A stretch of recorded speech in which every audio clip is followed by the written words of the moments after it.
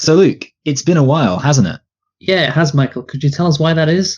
Well, it's kind of confusing. I don't really want to get too much into it because, I like to have a good old rant. But the basic thing is we were supposed to be moving house, but then coronavirus kind of delayed the process of moving house. But BT didn't seem to know that we were not going to be moving house anymore. So then they moved the internet to the new house. And then we had just half a dozen calls to them where we were saying, hey, can you just move the internet back? And then they kept doing weird things. Like at one point, someone was like, oh, don't worry, I'll sort it. And then they set it to go to a completely different house. It was all very weird. Meanwhile, we had this temporary internet, which had no ability to upload anything. So while we could have recorded things, we couldn't have uploaded them. And let's be honest, we do this for the hits, the massive number of YouTube views. There's no point just having these conversations, for our own health. So we decided to hit it on the head, sacrifice 2 fantastic films, and just pick up. What were those films? There was a pretty obviously irrelevant film called Avengers Endgame, but then we were going to look at the classic that I think lots of people have been requesting for a while, Assassin 33 AD. Yes. It is a shame we're not going to do that, but you know what? We have to skip over it. Our schedule's just too busy. By the way, I listened to the cold open of our last one we did, which was 7, also 7 in. And what was funny is, even though it was recorded 3 weeks before you uploaded it, in actual fact, the cold open still worked because literally nothing had happened since then. I actually, I'm ashamed to admit that I have not listened to that episode since 3 weeks ago. So what was the cold open for that? It was just talking about how movies aren't going to open up and how the United States is handling the coronavirus situation badly. Nothing's changed. Brilliant. Yeah. Back up, chump, Biggie Smalls rips it quick and kicks it quick. You know how black niggas get. With the hoods, with tees, with the boots, with trees. Whipping trees, making crazy G's. Hitting buckshots at niggas that open spots on the avenue. Take my loot and I'm bagging. Pimping hoes that drive Volvos and rodeos. Flash the roll, make a wreck in they pantyhose. Damn, a nigga style is unorthodox, grip the clock. When I walk down the crowded block, just in case a nigga wanna act out, I just black out and blow the motherfucking back out. That's a real nigga for you.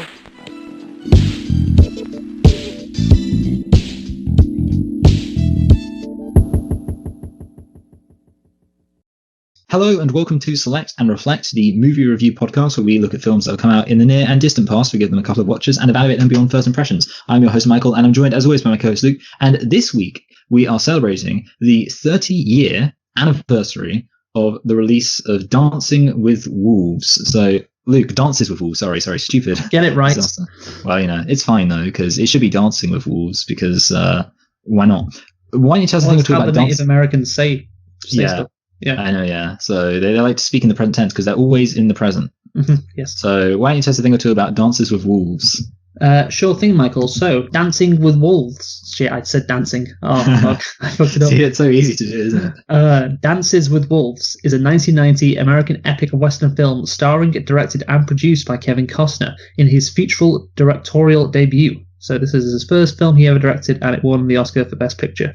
Quite a nice start. It is a film adaptation of the 1988 book of the same name by Michael Blake. So, adapted only 2 years after it was written. Stars Kevin Costner, Marion McDonnell, Graham Greene, and Rodney Grant. It was released on November the 9th, 1990 in the United States. So, as you say, Michael, the 30-year anniversary, even though we're doing it a bit earlier than its 30-year anniversary. The runtime is quite long, and we'll get into that later. The languages spoken in this movie are English, Lakota, and Pawnee. So there you are, 3 languages for us. And Michael, can you guess the budget?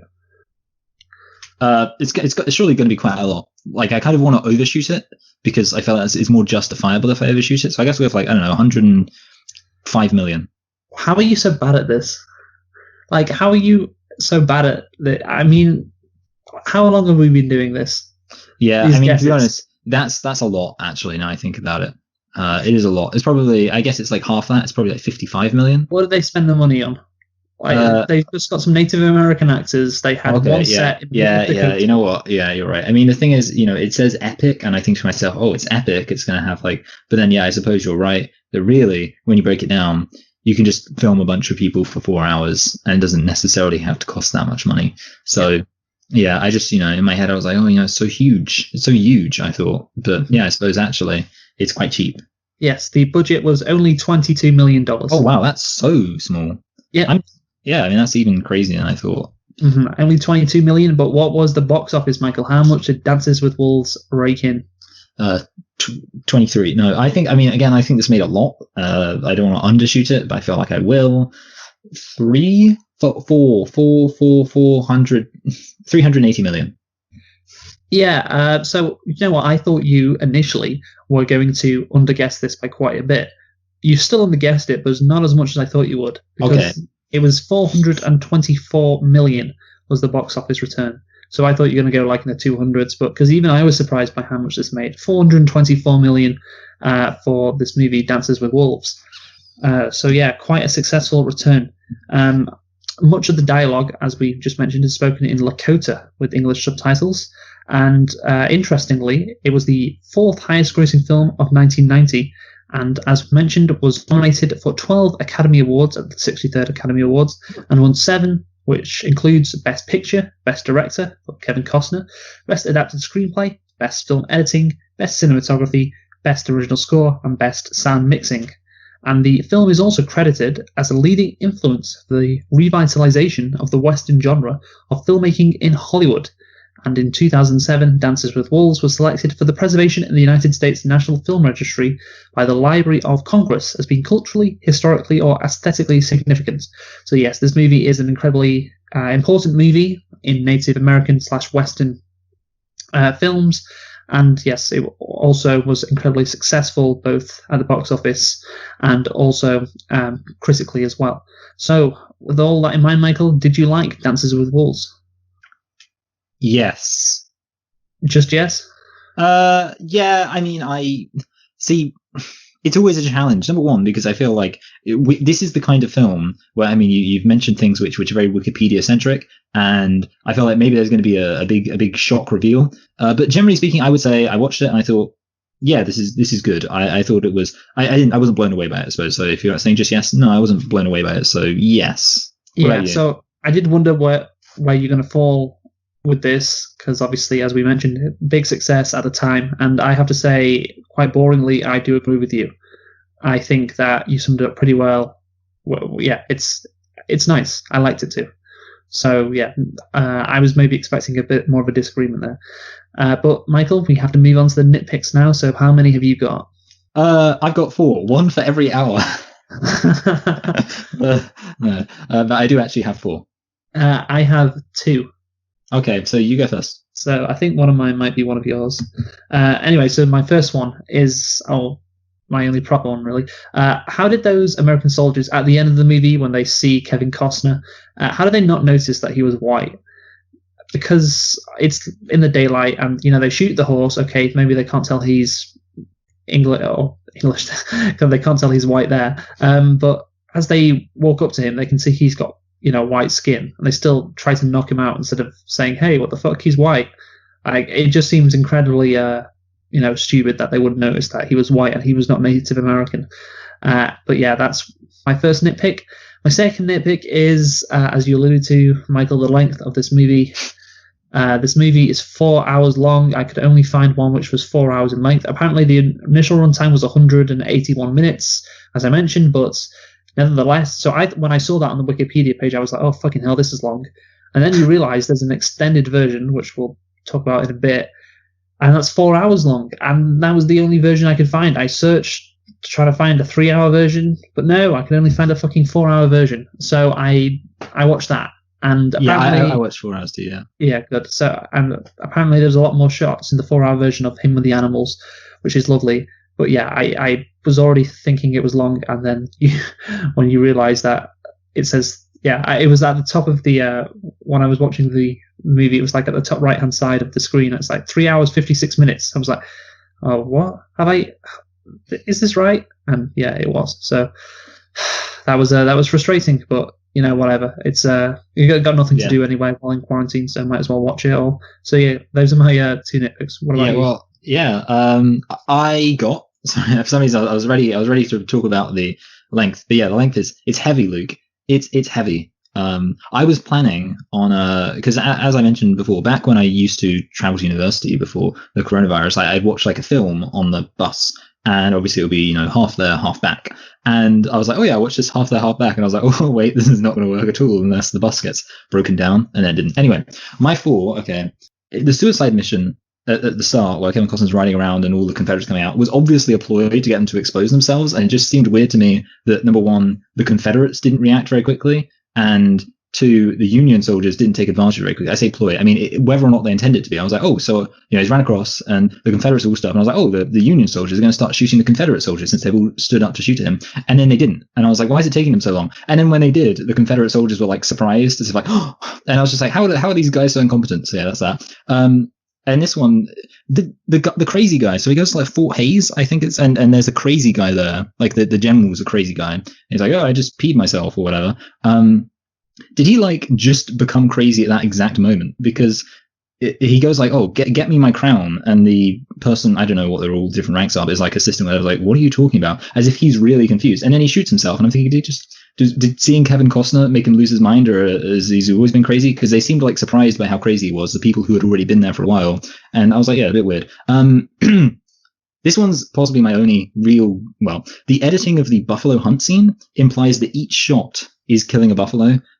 Which is strange because they've already shown at several other points, like when the guy with the caravan gets shot by the arrows, that one arrow is not likely to kill a human being, and buffalo is much bigger than a human being, but the way they edit it during the hunt, it's like somebody fires an arrow, the buffalo falls over dead. So yeah, the insta-kill. And I just thought that was, unnecessary, seeing as we already know that it's going to take more than one arrow to kill the buffalo. And then finally, this is my big question. I really have no idea about this, but it's something I think about a lot. Would a Native American have really translated their name as nouns like that directly? And the reason why I bring this up is because we have names in English that mean something.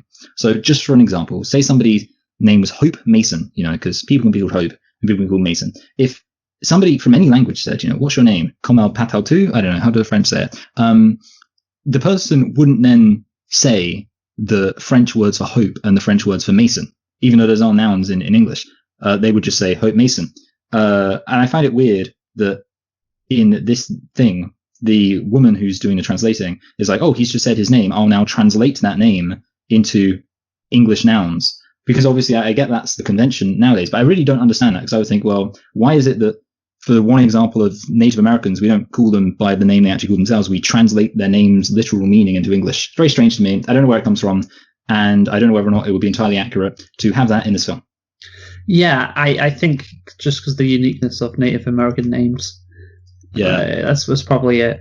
I mean, the names, Hope Mason, the name you gave, doesn't actually mean anything, but to a Native American, kicking bird actually means something. Yeah, so I guess what you're saying, and I guess this would be the thing, is that for a Native American, they get their names based on something they've done, is the implication. Or something they're like, yeah. So yeah, you don't go like, oh man, this person's really confident this cathedral is going to be built. I'm going to call them Hope Mason or whatever. Like, oh, he's always so happy down at the quarry. Let's call him Hope Mason. What does Luke mean, by the way? I don't know. I'll tell you what it means. It means a Geordie staring at something. Okay. Yeah, I just came out of that. Anyway. Actually, you know what? Do you want to do a quick quiz, Michael? Okay. The chief of the tribe, was he called 10 Bears or 10 Calf? 10 Bears. You are correct, yes. Well done. Is that the only question? I'm just looking at what others kind of do. Was Kicking Bird's wife Black Shawl or White Shawl? Oh, okay, that one's impossible, Luke. Come on, let's calm down. I mean, it's a 50-50, so I'm already admitting I have no idea. Black Shawl. Yes, you got it right. Oh, see, I knew that. Was Kevin Costner's love interest stands with a fist or sits with a fist? Stands with a fist. Yeah, you got that one. Easier. Yeah, some of the random soldiers would probably be a bit more difficult. There was one of them who's called Smiles a lot. Oh yeah, and then he smiles directly after he says that. So I do remember he's like, I'll take Smiles a lot, and then you just see good old Smiles a lot. Give his trademark grin. That's like Smiles a lot. The Knights of Camelot. But what a shit name though. Smiles a lot. Like, you've got a cool name like Wind in His Hair or Kicking Bird, and it's like, Smiles a lot. Smiles a lot. Or someone's Worm. God. Wow, Worm. That's crazy. I want to know, like, when do they get their names? Because, like, when they're little kids, if like, does every single one just start off being called, like, shits themselves? Because they're like a baby. Well, it's the one thing that they do which is abnormal. So that can be really good or it can be really bad. and you're already probably insecure about if you do something bad or if you look weird, and then your name is directly related to that. Yeah. So it's just like a double whammy. Yeah, hyper vigilant to the fact they're never ever making a mistake. Like before that, once people have got their name, the amount of stupid things they do just shoots way up. But up until that point, they're just really conscious. Like it's like if you're just walking down to the river and you just like trip on a root, and then suddenly your name just like falls over. Like, falls over a twig. Yeah, I wanted to be called Crow's Scream or something. I bet actually that would be the funny version. Like the people who are really trying to get like a cool name, so they're always doing like weird things, and then no one's ever paying attention to it. And it's just like, oh man, this sucks. I wanted to. Yeah, that'd be a great skit for sure. Yeah, sure. That would be good. If there was a Native American version of Saturday Night Live, that would really do well. C I can't pronounce it. It doesn't work as well. I was going to go CO Night Live, but I couldn't pronounce how they say it. Isn't it the Souks? The Souks? Souks. I don't know. No, yeah. I think it's actually just pronounced Sue, even though it's spelled weird. Anyway, it might be, yeah. Plots. So, before we get into the plot, let's talk about the fact that there is a 4-hour version of this movie, and that was because 1 year after the original theatrical release of Dances with Wolves, a 4-hour version of the film opened at select theatres in London. Yeah, exactly. In a letter to British film reviewers, director Kevin Costner and producer Jim Wilson addressed the reasons for making a longer version of the film. Basically, it's because they put all this work in and they didn't want it to go to waste. And I mean, it was basically, hey, you know how you liked all these, characters? There's just more scenes of them, so we're going to do that. It's basically a glorified director's cut. There's nothing really that different about the additional hour that we saw, from what I can say. Okay. Yeah, so basically that's it. It's just apparently the what she called stands with a fist. There's more of a relationship between her and Kevin Costner in the 4-hour one, so that's cut out in the 3-hour one, and that does enhance the film, I guess.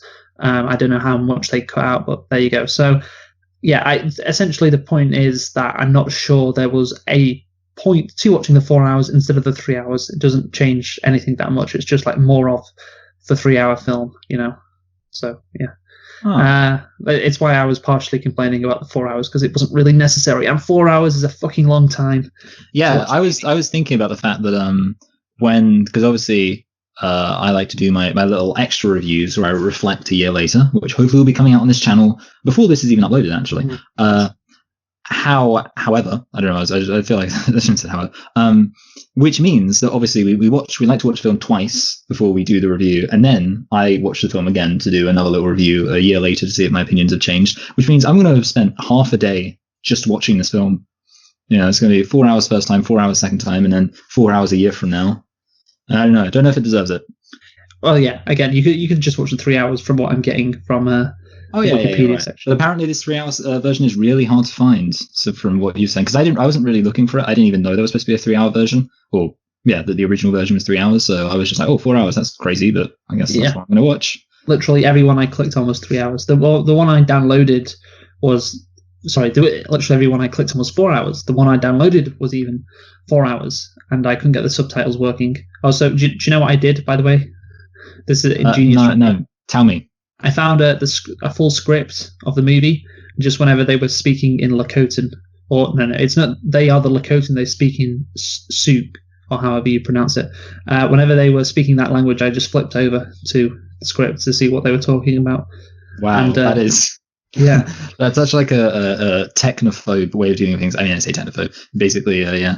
I mean, for me, I'm really chill about this. I've got my whole system, but I was trying to explain it to you. I did feel a bit like because of this whole coronavirus thing, I've been having to help a lot of my elderly relatives set up like Skype and stuff because they're like, I want to talk to my family, so can you help me out? They don't. None of them talk like that. And I've just been like genuinely, my grandma still has a picture of a dirty dinner plate as her profile picture on Skype, because she was setting up on like her tablet, and I guess for some reason she'd taken a picture of a dirty dinner plate, and she must have accidentally clicked it during the process of setting up her profile. So she was like, "Oh no, this is a disaster! Help me!" I was like, "Oh no, it's fine. You got it set up. I'm not going to help you change your profile picture." Anyway, plot. Yes. So I guess I need to say it first. So, the plot is a very basic plot. Yes. It tells the story of Union Army Lieutenant John J. Dunbar, played by Kevin Costner, who travels to the American frontier to find a military post and of his dealings with a group of Lakota. So yeah, for some reason, it doesn't really give an explanation, even in the 4-hour version. He wants to go to the frontier. It'd be nice if we had some background on that. But yeah, he goes there and he just chills with this group of Lakota. And he gets to know them. He eventually becomes integrated, and eventually he becomes one of them. And that's the story. There's nothing really else to it, and nothing major happens in large sections of the movie. The real major event is the battle with the Pawnee, and then at the end with him being captured by the Americans and being rescued once again. So yeah, that's it. So Michael, it's necessary to start, even though this isn't necessarily to do with the plot, but it is necessary to start with the fact that Dances with Wolves was one of the first films, maybe even the first, to show the first major film anyway, to show Native Americans in a positive light. Yeah, maybe just a more accurate light. Maybe that would be a better description. Yes. Of course, in the past, in the 1950s and 60s, Westerns in Hollywood very rarely made the Native Americans into anything other than the bad guys that the cowboys had to kill bravely and heroically with their guns, while the Native Americans just had bow and arrows. So brave. Even after this movie, I still remember hearing stories of Native Americans being treated badly in movies. Oh, do you remember the story of the Native Americans on that Adam Sandler movie? Oh yeah, the Ridiculous Six or whatever. The Ridiculous Six, that's it. Let me get that up because I want to read this. I want to hear it too.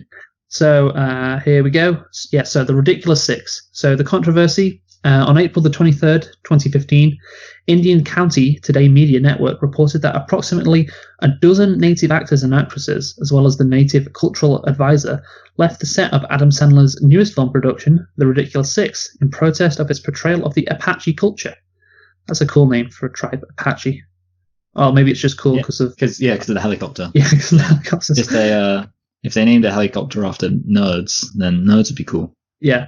The New York Daily News later reported that there were only 4 who left out of 100 Native American actors on the set. Tribal members Lauren Anthony and film student Alison Young said they left because they felt the film portrayed Native Americans in a negative light and took satire too far. They also complained that the portrayal of women was degrading. A representative of Netflix responded by saying the movie has ridiculous in the title for a reason, because it is ridiculous. It's a broad satire of Western movies and the stereotypes they popularized, featuring a diverse cast that is not only part of, but in on the joke. Obviously, the Native Americans did not think they were in on the joke, so they left. But so again, that's a controversy which I remember happening recently, and obviously that movie was 2015, I believe. So 25 years after this movie, there was still. Let's review it, Luke. Come on. That would be a good juxtaposition to do that right after this. No, but it is important. This was the first movie in Western media, major film, to show that Native Americans weren't these savages that were always the bad guys and killing white people and all that. Savages, barely even human. They're different from us, which means they can't be trusted. That's a bit of a flash forward to what we're doing next week. Yes. Yeah, well, not next week, but. Oh, okay. Yeah, it's a bit later still. It's quite a bit. Oh, yeah, it's quite a bit later. Yeah, because we've moved things around because of the whole coronavirus. So. Yeah, but keep it in because it's still good. Because that is basically how Native Americans were portrayed. And this is just a more accurate version. Like, they're not these evil savages who want to kill good old Whitey. But do you have anything more to say on that?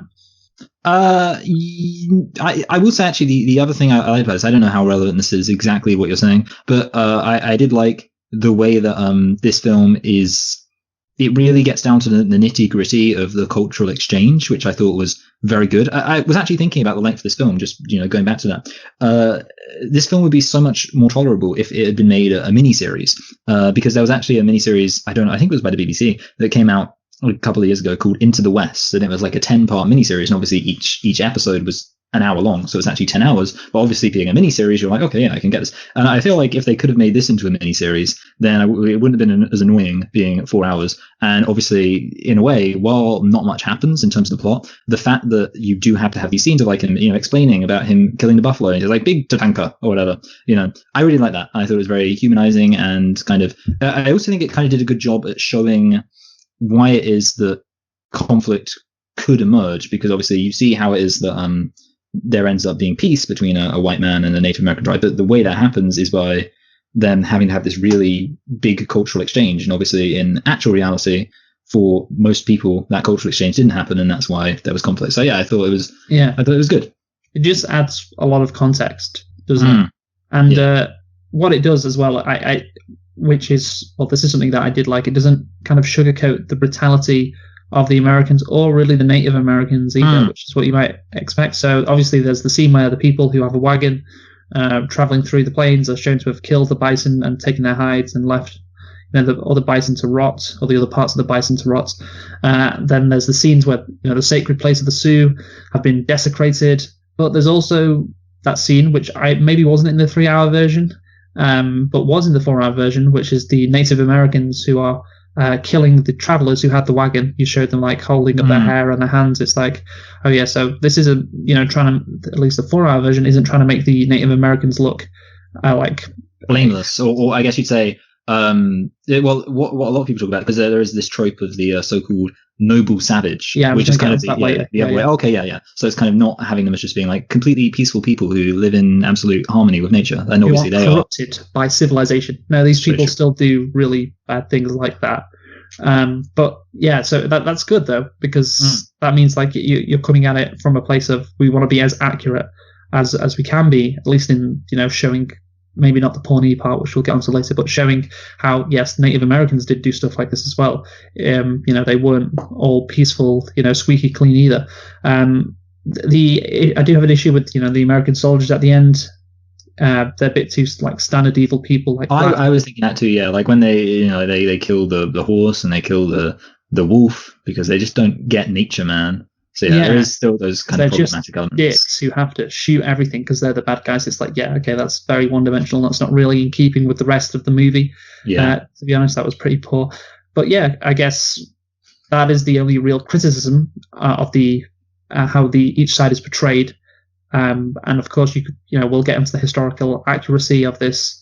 And I have to say that there are some issues with how the Pawnees are portrayed and how the Sioux are portrayed, but that's into Native American rivalry, I guess. But just how broadly the Native Americans are portrayed and how broadly the Americans are portrayed, it is quite accurate from what I can gather, because obviously I'm not an expert, but many people weren't complaining about how savage the Native Americans were, or how peaceful the Native Americans were, apart from a couple of comments. But I think broadly people are like, this is quite accurate. This is, especially for the time, this is very accurate. So I have to say, well done on that front. What do you think?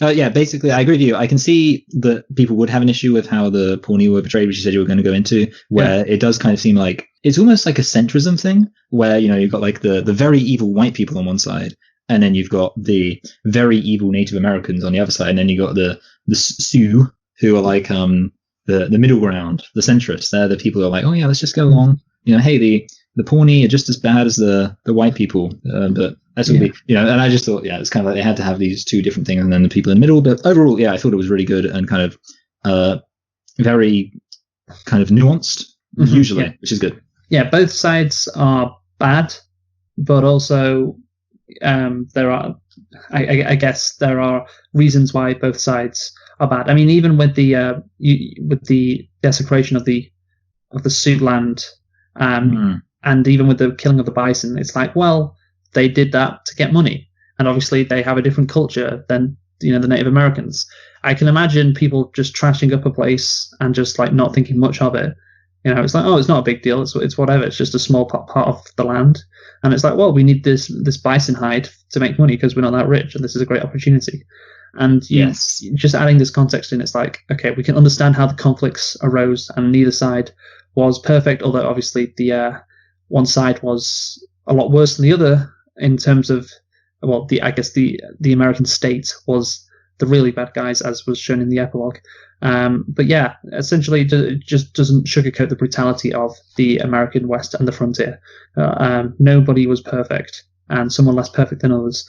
Let's get on to the actual plot, I guess, which is John Dunbar, who is played by Kevin Costner, and this movie revolves around him. And I guess what this movie is about is him kind of finding himself more than anything. Yeah. He says that line about how he'd never been prouder when he fought off the Pawnee with his guns, which is just such a cheating move, really. It's like, of course you're gonna fucking beat them. You've got guns.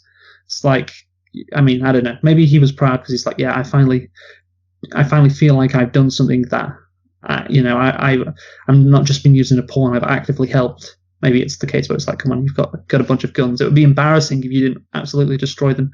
But he also says he finally knew who John Dunbar was, so that was the key. But like I said earlier, it'd be nice if they set up his character more like he was more of a loner. He didn't really know his place. Like the first thing you see about him is he's going to get his leg cut off, and there's not really background of his life up until that point. You don't really know him at all. So what do you think about that? Yeah, they could have set up his character a lot more in the mini-series. The mini-series they should have made. Overall, yeah, for me, just generally about the plot, actually, I think a lot of Westerns have the same issue that a lot of gangster films have, and like mob films, which is, it does kind of feel just like things happen.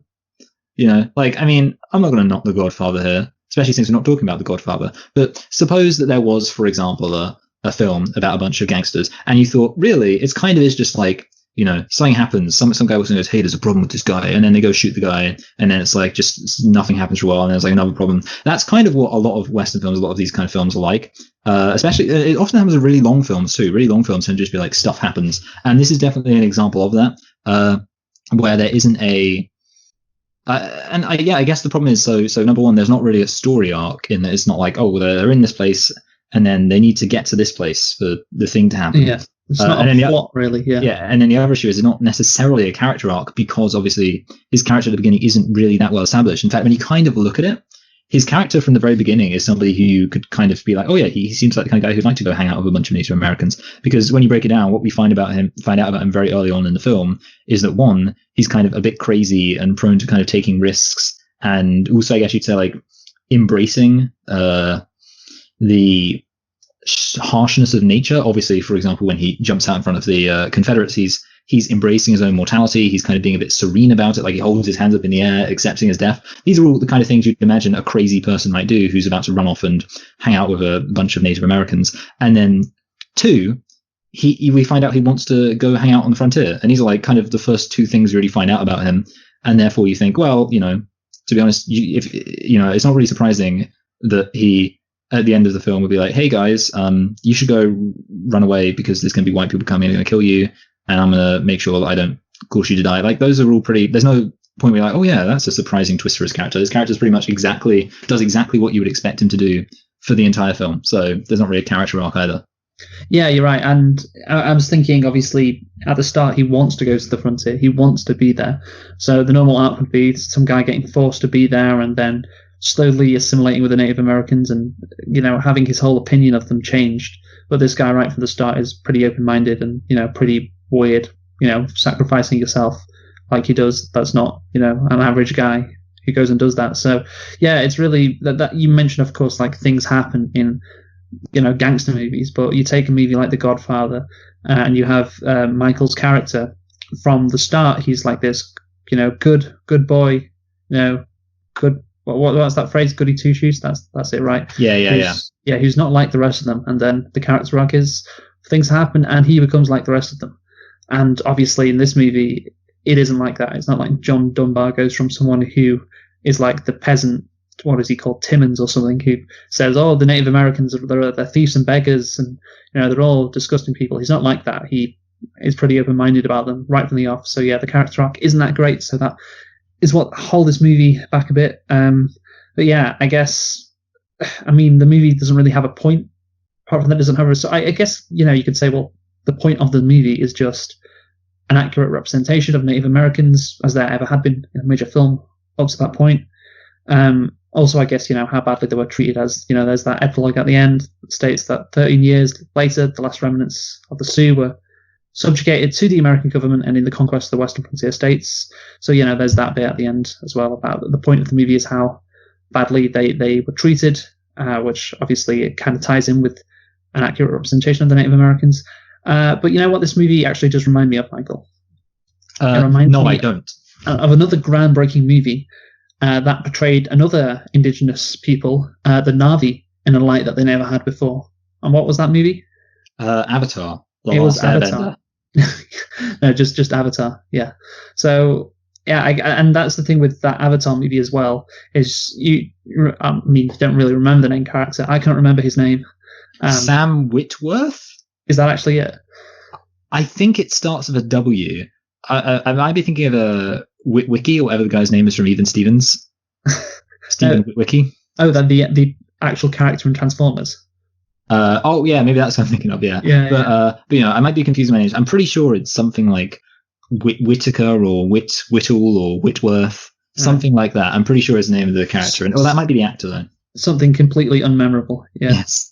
Yeah, and that's the thing. In Avatar, you actually have, from what I can remember, because I haven't seen it in quite a while, you actually have more of an arc than John Dunbar has in this, because he actually goes from this guy who's disabled, who's really fed up with life, who's not that open-minded, from what I can remember, to being obviously very open-minded about the Na'vi, and having a new lease on life because he can now run and walk again. So yeah, the character arc is better than Avatar than in this movie.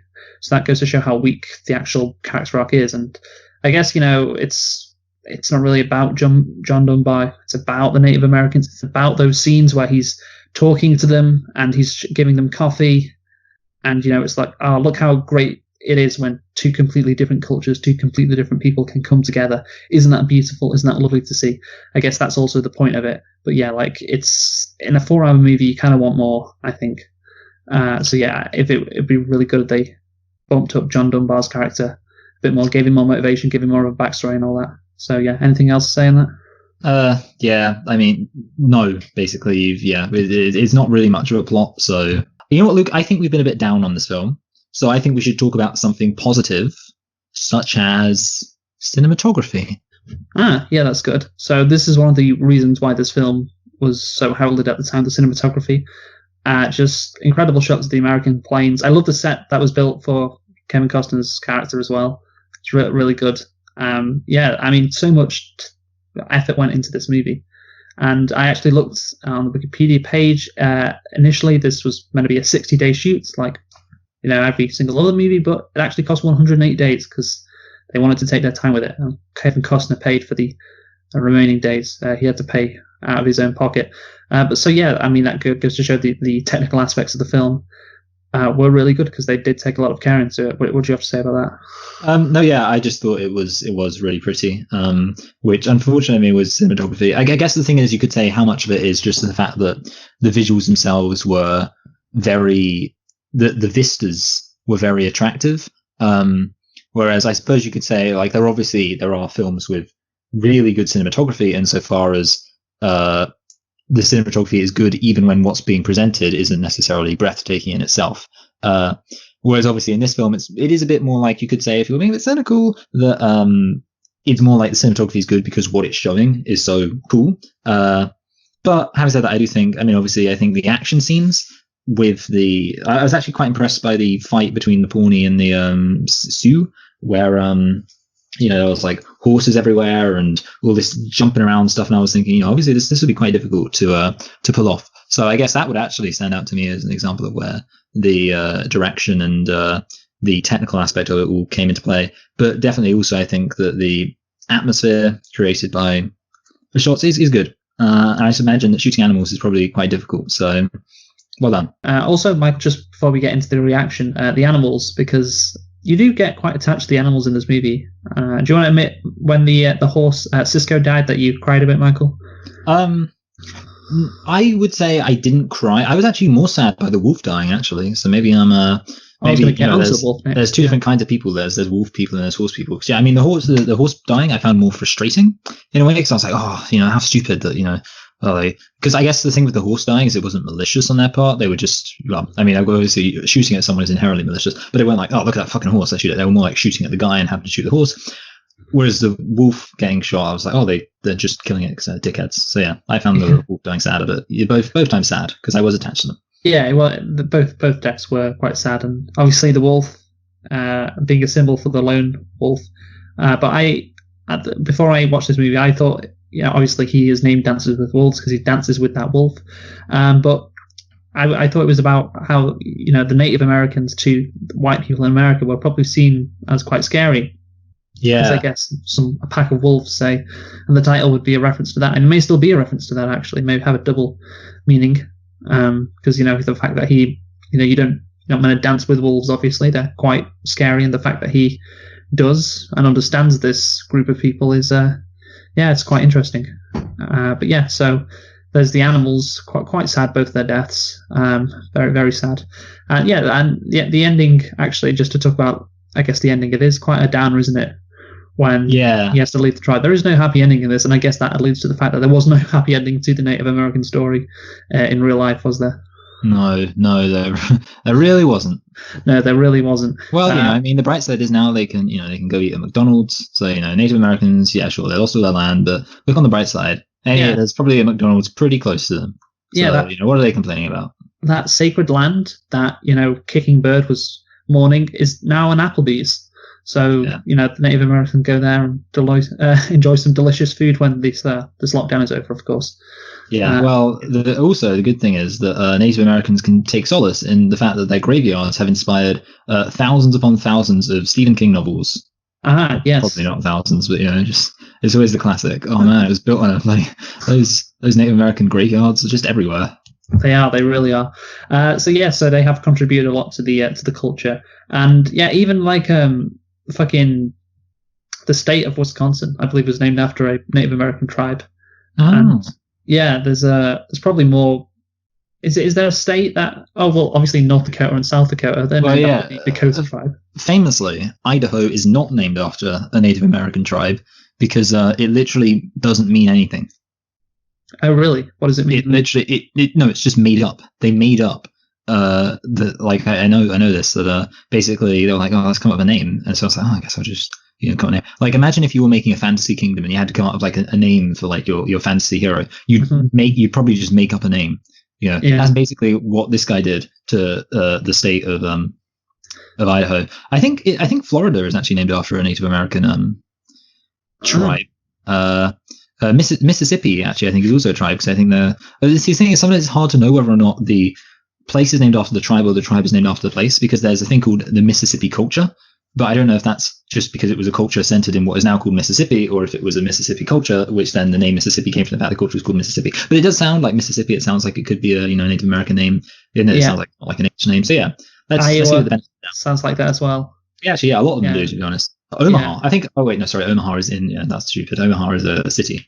But, that's probably named after. Yeah, I mean, it's in Parks and Rec. The town is called Pawnee, which is named after a Native American tribe. So yeah, I mean, look, they have had an influence on the culture, so yay for them. But I'm guessing they'd probably like their land and their lives back more than being named after a town or a city or even a state.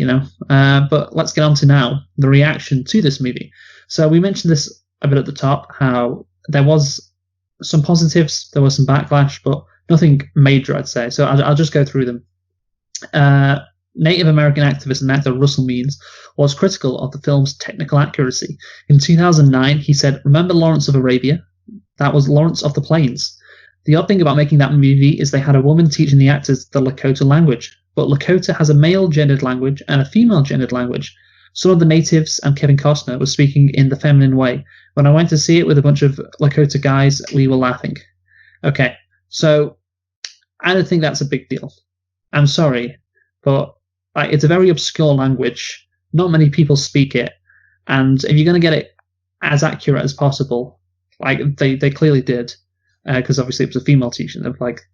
You can only teach the female gendered language, so I don't think it's that bad. What do you think?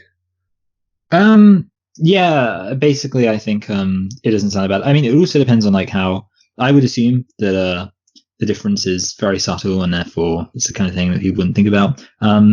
So yeah, I would think it's very subtle. It doesn't really matter, and it's just a minor thing.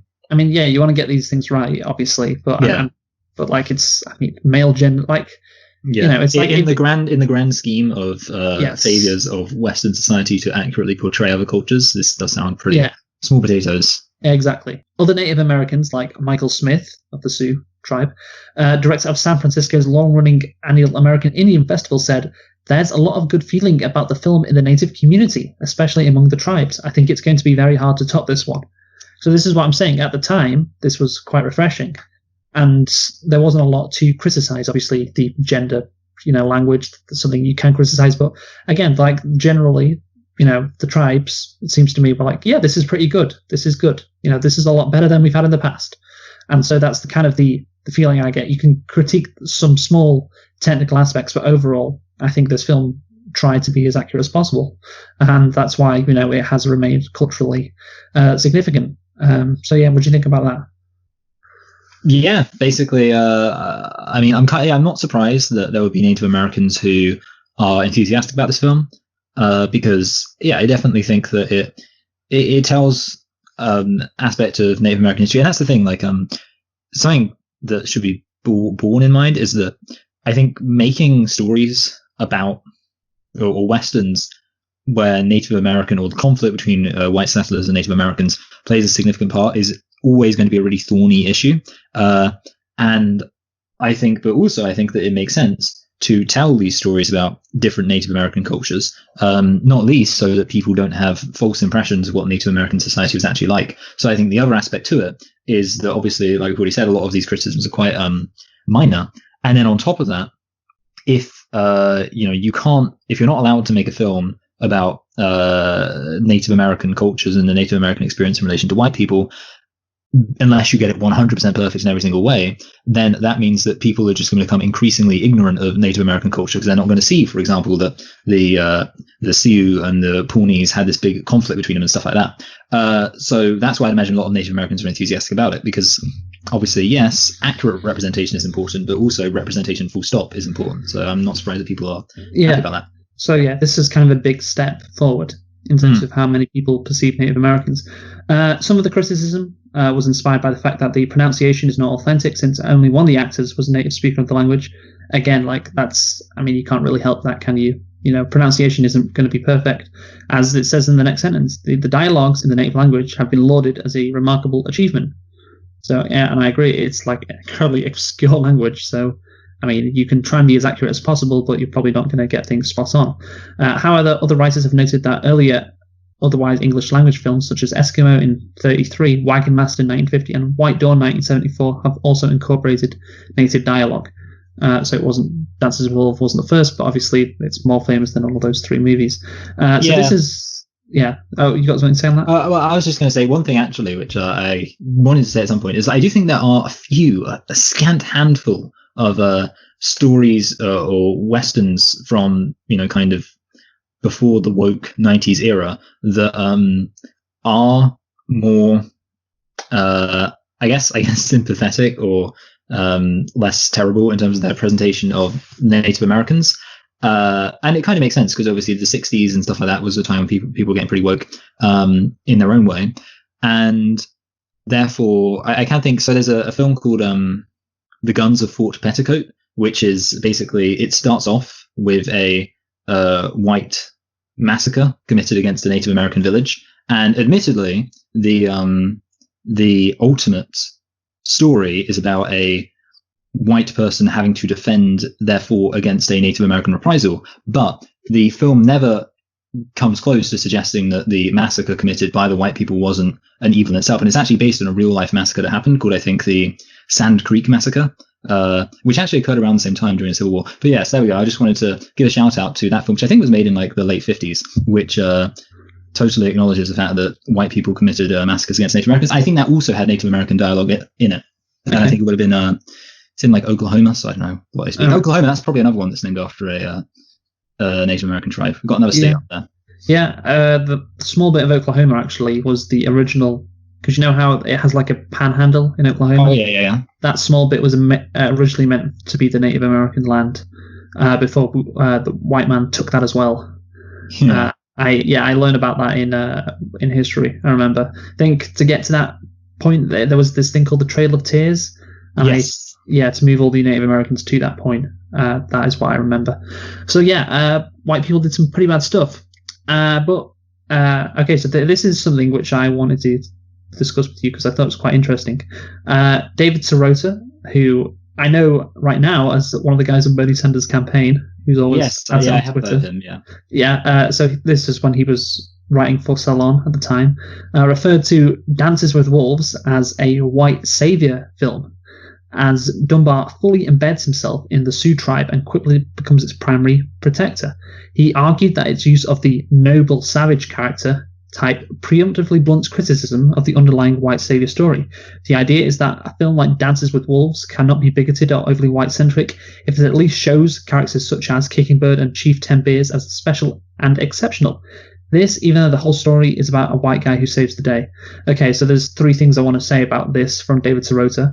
Number 1, I think he's right that it is very white-centric, but I guess you have to kind of expect that. Even like the character that he falls in love with is white, but it's a nice plot device so he can, translate with the Native Americans. And it is based on a true story, by the way. There was a girl like that who was known as who was kidnapped at a young age by a tribe and grew up speaking both languages, so that isn't inaccurate. But the 2 other things, the 2 major things that he says, he argues that this film uses the noble savage trope, and here's why I said earlier that I think the 4-hour cut had the scene of the Native Americans killing the white people in the wagon who had skinned the buffalo hides, but the 3-hour cut didn't, because if you saw that 4-hour cut and you saw the body parts of the white people being celebrated or being flung around at a dance and celebrated by the Native Americans as like trophies, then you would not really say, well, they're being portrayed as noble savages. I don't think you would come to that conclusion if you have seen that scene. So maybe he didn't see that, and that's why I disagree with the fact that these guys are portrayed as noble savages, because you think about how brutal the Pawnee are. I mean, they are Native Americans as well.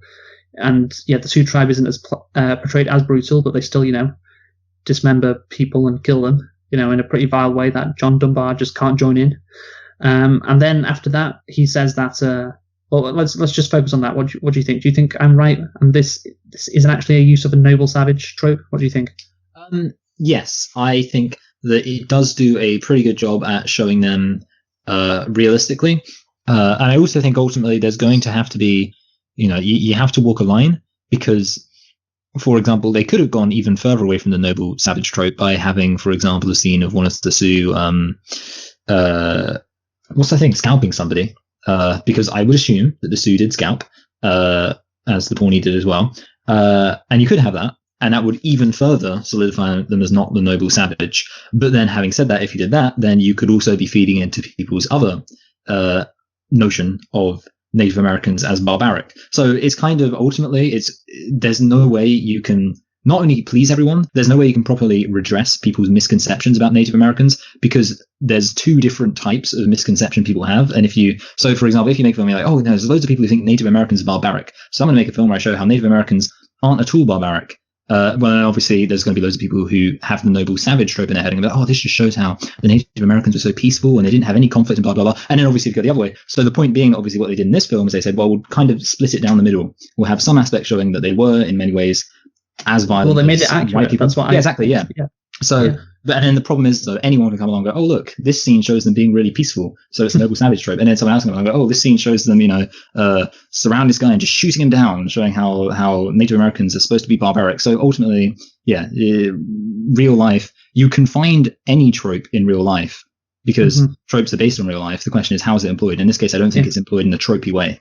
Yeah, I think you do have white people who do fetishize like Native American culture, kind of like how I guess people will fetishize Japanese culture, who aren't obviously Japanese, who live in America.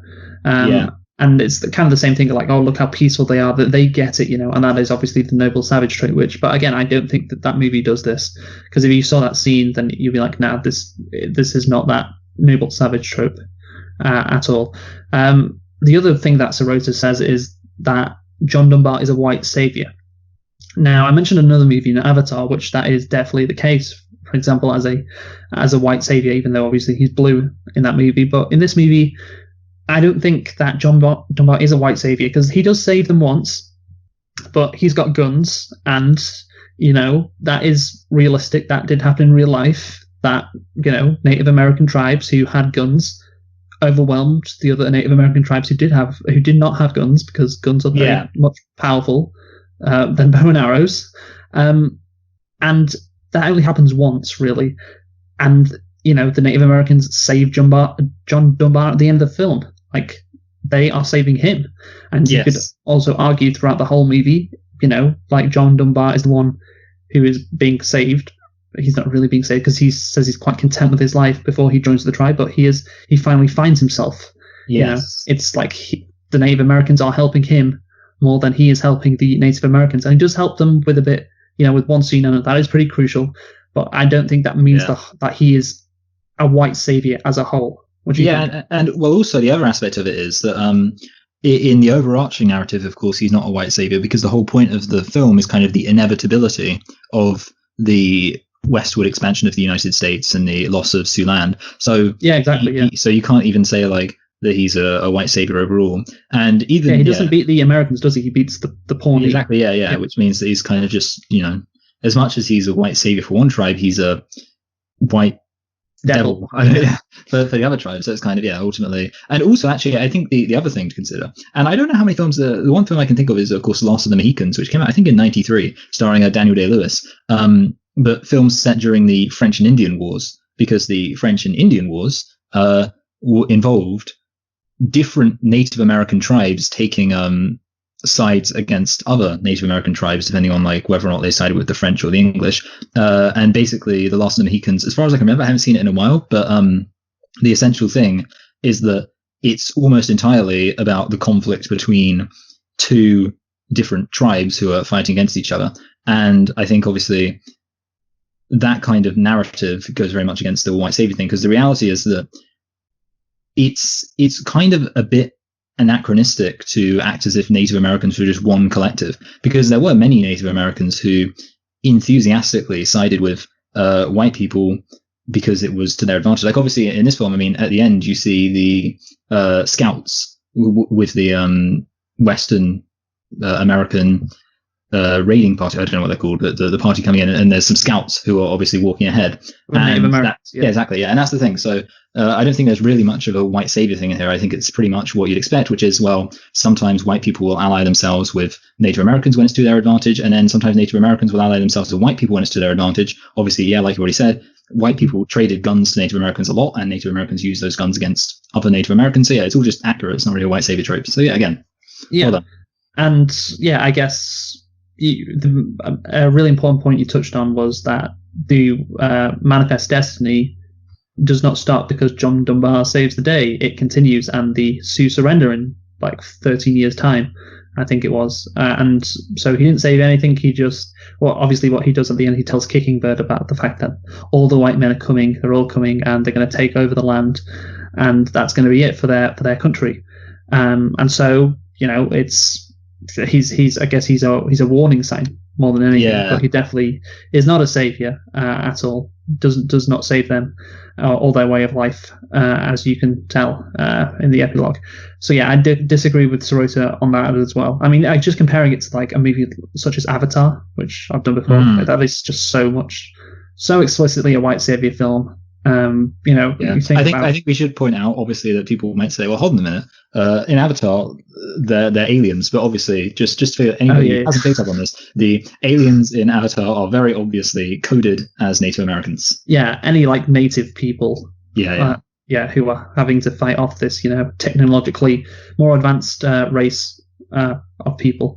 And in that movie, obviously, like in this movie, he's fighting against the Pawnees. In that movie, he's fighting, the imperialist American forces in Avatar. So he's about as white savior as you could get. But anyway, just one more comment on the reaction to this movie. So because of the film's popularity and lasting impact on the image of Native Americans, the Sioux Nation adopted Costner as an honorary member. So they liked it. Wow, yeah, that's good. I almost died of cough then. And also, I mean, that's the whole nation, which is significant, because obviously there are always going to be some Native Americans who have varying levels of political commitment to social justice causes for Native Americans. Like, there are probably Native American equivalents to, you know, Candace Owens, whatever her name is, who are going to be like, you know, Native Americans need to stop being so PC and sensitive and blah, blah, blah. There's going to be like some Native does it for money, unless someone's paying a Native American. So I doubt there's that. I do know, for example, that there were, like, one of the things during the whole Washington Redskins scandal, which I think their name's still the same, but it's not, I don't know, no one talks about it anymore. But the whole Washington Redskins scandal, there were, like, I do remember seeing lots of things like, oh, here's a Native American, and they're not offended by Washington Redskins. And they did have like polls like, oh, it says 70% of Native Americans aren't offended by the name and stuff like that. So obviously you can get like outside examples of things, but obviously in this case it's the whole CU. I think it's CU. That's just, I'm gonna stick to that. CU. No, I was saying it right before, I swear. What's that? No, like the South. I was saying it correctly before, and then you've just done Sioux. The So tribe. So tribe, made him an honorary member. So it just shows that there's official, you know, they're like, they know what's up. It's not just like some crazy guy. They're all in on it. It's not just some crazy horse. Yeah, but here's the thing. I do think you are right about the fact that, particularly with the Washington Redskins, there have been many polls like that, like, oh, 90% of Native Americans don't care, but it's actually a very skewed, unscientific poll that's been done. And yeah, by the way, on the Redskins thing, I remember once mentioning the name to my friend. It's like, oh, the Washington Redskins did this just in passing, and I can't remember why that I did it. And he looked at me and said, "Is that their real name, the Redskins?" And I was like, "Yeah, it is. It is. It's the Redskins, yeah." And he was shocked that they still had that name, the Redskins. And it is kind of shocking to this day that they are called the Redskins. Yeah. Yeah. So, I mean, you have other like sports teams in America that, like the Cleveland Indians, and they've, you know, it's obviously a reference to Native Americans, but it's just Indians. But the Redskin can actually be a racial slur. So that's Well, I was going to say, because when I was growing up in the UK, where we both grew up, I was always told that Native Americans were called Red Indians. Did you ever hear that, like growing up, like the term Red Indians? In Peter Pan, that's what they're called. Maybe that's it. Yeah, because I always remember, because I think I don't know why, but we had a little like cowboy and Indians like play set. Like, I don't know, you know, like you get those little miniature figurines of like soldiers and stuff, and you can like set them up, and they can, you know, they got guns. And you go, anyway, so I had that. And I don't know if that's like a thing, it's like a popular thing, but we had it. And I'm sure like every single time they're like, oh, and here's a little red Indian. I'm like, oh, it's a red Indian, great. And then I was mentioning that to someone else. I think I just naturally use the term, like, because usually I say Native American, largely because I've been Americanized. But at one point I was just talking, I was like, yeah, red Indian. And I kind of caught myself, I was like, that's how I learned to call them growing up. So yeah, did you? But yeah, maybe it's just because I watched loads of Peter Pan. Maybe I came from a Peter Pan household. Yeah. But yeah, I don't think. I mean, even then, I would hope that's not considered too dramatically offensive, because it is true that a lot of Native Americans actually prefer the word Indian. I have heard that, and I don't think that's like one of those. They don't mind the redskin thing. I think a lot of Native Americans don't have a problem with Indian, because I've actually heard it said. I don't remember where, but I remember there was someone who said they liked being called an Indian because it was kind of a testament to how stupid white people were, that they thought they were Indians. So that's like, and they're like, yeah, that's how I like being called it. But yeah, so redskin is obviously very offensive. So don't call them that, Luke. It is so fucking stupid how they're called Indians. It is like the dumbest thing ever. Like there's still a cricket team out there called the West Indies, which as a kid I was very confused at. It's like all the Caribbean nations, because, you know, it's like, oh, it's the West Indies. You know, it's not the East Indies, it's the West, even though they're nothing like India. It's so fucking stupid how they're called that. But anyway, let's move on now to the historical accuracy. So we mentioned before how the Sioux Nation adopted Costner as an honorary member. I don't think the Pawnee Nation will be doing that. As his historian Judith A. Bauer wrote, the problem with Costner's approach is that all of the Sioux are, that's how you say it, Sioux. Yeah, Sioux. Yeah, are heroic, while the Pawnees are portrayed as stereotypical villains. Most accounts of the Sioux-Pawnee relations see the Pawnees, numbering only 4,000 at the time, as the victims of the more powerful Sioux. So yeah, it was actually the other way around, really, if anything. So yeah, actually, you know, I think I had heard that actually, because, well, obviously it's significant that the Sioux are more famous, and I think most people have heard of, obviously, Sitting Bull, which is a very famous Native American man. He was a Sioux. And the Pawnee, yeah, they're like, not many people know about them. So I think it makes sense they would be considered less significant. I think also it's kind of, in a way, it is kind of messed up, because I feel like it's kind of almost pushing down the exact same thing that happened with Western films. So the idea of Western films is because the cowboys came to, obviously Americans, came to dominate the land, it meant that their narratives came to dominate, and therefore for a very long time we got the depiction of the Native Americans as the bad guys and the cowboys as the good guys. And I think in kind of a similar way, actually, a lot of the tribes which were, larger and more powerful in various Native American societies or various Native American kind of areas, the exact same way dominated their other tribes, and then their narratives became more popular. So yeah, I'm kind of not surprised. I think I had heard that basically the Sioux were these pretty powerful tribe. I mean, they were one of the few tribes that was actually able to put up a pretty decent fight against the Americans. And I think I think Custer's Last Stand and all that kind of stuff, I think that was the Sioux too.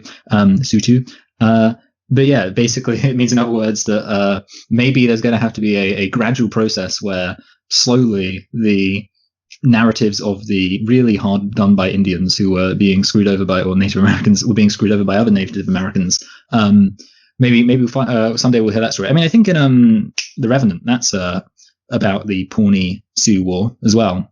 It's set in the same area. So maybe, who knows, maybe we need to watch The Revenant and see whether or not the Pawnee are portrayed sympathetically in that. Okay. So also, something that is also historically inaccurate. I think that's probably the biggest one, by the way, in terms of inaccuracy, because it's actually, I don't know why the Pawnees could have been the good guys and the Sioux could have been the bad guys. Why did the Sioux have to? Maybe because it's easier to learn the Sioux language. So that's why they were. Well, I think it's kind of what I was saying about how because the Sioux are bigger. Yeah, exactly. Just and because of that, people are just like, oh yeah, we know about the Sioux. Because obviously, I don't know if you know who Sitting Bull is, but I can't think who it was, but there was a famous guy. I think Buffalo Bill. So Buffalo Bill was the guy who traveled around doing like kind of cowboy and Indian stand-up in the late 1800s, early 1900s, and Sitting Bull used to go on tour with him, and like basically they were like a little partnership. I don't know. I mean, I'm sure there's probably something messed up going on in the background, but who knows? Basically, because of that means that a lot of the first exposure people would have had to a Native American narrative would be from Sitting Bull, who was obviously touring with Buffalo Bill, and they were like, oh yeah, the Sioux, and they'd learn all that stuff. So yeah, I'd imagine that there is probably a bit of a culture where it's like, oh, the Sioux, and also I think the Sioux are kind of the stand-in for your standard Native American. Like, I actually wonder how many of the other things we associate with Native Americans exist in places outside the Sioux. Because, I mean, who knows? Does everyone else have the headdress? Well, here's the thing, by the way. I'm just going to move on to this. Fort Hays was founded in Cheyenne territory rather than the Sioux. So that's what I was going to mention as being quite a bit different. And so, even why they actually were in the movie was not Sioux territory. So, the Sioux's getting all the attention, really. Good. I mean, well, no, not good. Not good. Other narratives. We want to, there should be like a fund for getting like Native American filmmakers. There's all this thing. I don't know. There was a thing recently I saw. It was like a charity for getting women filmmakers, which is pretty good. But I've seen quite a few films made by women. I've not seen any films made by Native Americans. So I want to see some. We want to see some Native American experience, more representation in Hollywood. Yeah, maybe they can fund it with their casinos. Maybe that's an idea. Oh yeah, I forgot about those. Good fun. Anyway, what I wanted to say, because I just realized this, I wanted to mention this when you talk about animals, and I've got to mention it. Isn't it just mental that horses aren't native to North America? I mean, yeah, kind of. Like, it's just, like, because I associate Native Americans with riding around on horses so much, but there weren't horses in America until, like, 1492. And then, so I feel like it's so crazy that just any time before, in the pre-Columbian America, they were just running around, much less intimidating. And then thanks to Columbus, they all have nice horses to ride around in. So yeah, it's just crazy though. Because and then they, what though, it's typical because then they ended up doing it better than everyone else. I was like, oh yeah, they were really good riders, the Sioux and the Indians of the Great Plains. And I was like, they didn't even have horses until we gave them to us. Why always got to do things better? They're probably better at shooting than us too. I the impression I'm getting, Michael, is you don't think they're grateful enough for the horses that the white guys gave them. Yeah, think about it. Just horses are so useful. Yeah, they were. Yeah. So that's it, Michael. Shall we conclude now? Yeah, let's conclude now and not later. Yeah. So I'll go first. I think that's probably best. So, Dances with Wolves. My conclusion is. good points. The portrayal of Native Americans, it was more positive than any major movie up until that point, which is good. And it was also accurate. Yes, there were some differences in the language, but as mentioned, also it was probably extremely difficult to get the language exactly right. So props for doing that. Historical inaccuracy with the Pawnees were actually the ones who were being attacked by the Sioux unfairly. The motivations for the Pawnee, by the way, in the movie is just like, oh, they want to just kill them just for the sake of it. Yeah. Which again is just like, come on, you need to do better. So that is a knock against the movie, the treatment of the Pawnees. And also a knock is John Dunbar. Obviously, I don't think he's a white savior like the character from Avatar, but the character from Avatar actually has a better arc than John Dunbar. He doesn't really have one at all. He starts off as a guy who's like, yeah, I could see myself, becoming a Native American. I mean, he doesn't say that, but that's the impression he gives off. And then he becomes a Native American. Not much of an arc really at all. And yes, there are some nice scenes in this movie when the Native Americans and John Dunbar, they're learning to know each other, and it's like, oh yeah, the cultures may seem so different, but at the end of the day, we all just want to get along. And those are nice scenes. There's a heartwarming scenes, and then obviously there's the fact that yes, this does portray, well, to kind of alluding to what I said earlier, how badly Native Americans were treated, and how their whole way of life was destroyed by the Americans in the 19th century. But overall, this movie, I would say, it isn't great. Like, it did win Best Picture in 1990 and was heralded and is in the Library of Congress right now, but it isn't great. It's just good. It could be great, like, if John Dunbar's character was improved and maybe he did something else with the plot, I'm not sure. But yeah, it's good. It's nice, but it isn't great. It stopped being, one of those great movies. So I'm only going to give this one an 8 out of 10 for me. It's only going to be 8 out of 10 for Dancing with Wolves. Okay. Yeah, but still good, but not great. It falls short of that mark. So what do you think, Michael? So yeah, basically I agree with you pretty much on your reasoning. I would probably maybe phrase it slightly differently. I would say for me, the big positive, more generally speaking, would just be the cultural exchange aspect. The fact that, you do need the 4 hours kind of. I mean, obviously you could say that they didn't need to spend so much time just filming animals and stuff, but then that's kind of nice to look at. So I would say you kind of do almost need the 4 hours to really get across the relationship forming, and the fact that obviously this is two people from completely different worlds, completely different cultures coming together. And obviously as part of that positive aspect, you would have the portrayal of Native Americans as real people, or a real culture that's not just reduced down to basic tropes. And to me, that's positive. The negative is, of course, that yes, there isn't an overall plot. There's not a big kind of threat that's very compelling for the whole film. Obviously, there's the aspect of the inevitability of manifest destiny, but you can't really perceive that as a threat to get invested in, because at the end of the day that it's just coming and there's nothing that can be done about that. So beyond some emotional resonance, it's not really very exciting. And I think the other big issue is, of course, as you already said, there isn't really much of a character arc for our main character. So yeah, the cultural exchange aspect is really good. I really do enjoy that. But overall, I was thinking actually more of a 7 than an 8. Possibly above Spider-Man Homecoming, below the Lego Movie is where I think I would put it. That seems appropriate to me. Maybe yeah. So what are you giving that overall? Sorry, that's a kind of high 7. Yeah, it's a high 7. Okay, fair enough. Yeah, I was thinking of giving it a 7.5 or an 8, but I went for the 8 because I was like, I think this movie deserves a bit more for the fact that it was groundbreaking. Yes, yeah, I think that's it. Yeah, it is. And also, I think the fact that it does have the endorsement of Native Americans, that means that it's good, and I'm happy that they're happy. Like, you consider the movie previously that won Best Picture, like Driving Miss Daisy, how that deals with racial issues, and that has not held up, and this movie I think largely has. So it does need credit for that. Yes, there are some things you can quibble with, and some things which you could say, well, that wasn't completely right, but I think overall, it does a pretty good job. Like, that, it isn't it isn't like lambasted by the Native American community. Like, the Sioux tribe really liked it, so that has to count for quite a lot. Yeah, and also I think, years later, I think people still do consider it to be a classic of the Western genre. Yeah. A lot of the scenes are still like, if you just look up any scene, it's probably likely to have like hundreds of thousands, if not millions of views. And it is, I think it is all very well regarded. It's a very different film to something like The Good, the Bad, and the Ugly. But in terms of all Western films being just Western films, it's up there with those kind of films. I would reiterate, I think, honestly, it would probably work better as a miniseries. So, but then we wouldn't be talking about it because we don't review miniseries. Exactly. A miniseries isn't grossing $420 million. And what's crucial as well, I guess, for the Native American people, miniseries, not as many people see it. Yeah. And that exposure is kind of key.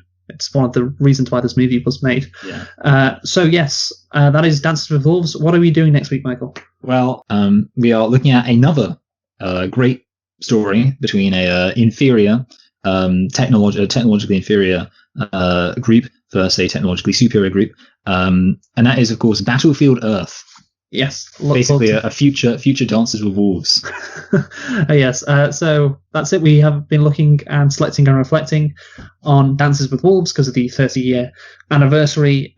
So pretty significant film at the time, although it just does not reach that upper echelon of great classic films in our opinion. Join us next week for Battlefield Earth. Who have you been, Michael? I've been Michael. And I've been Luke. Thanks for listening, and goodbye. Goodbye.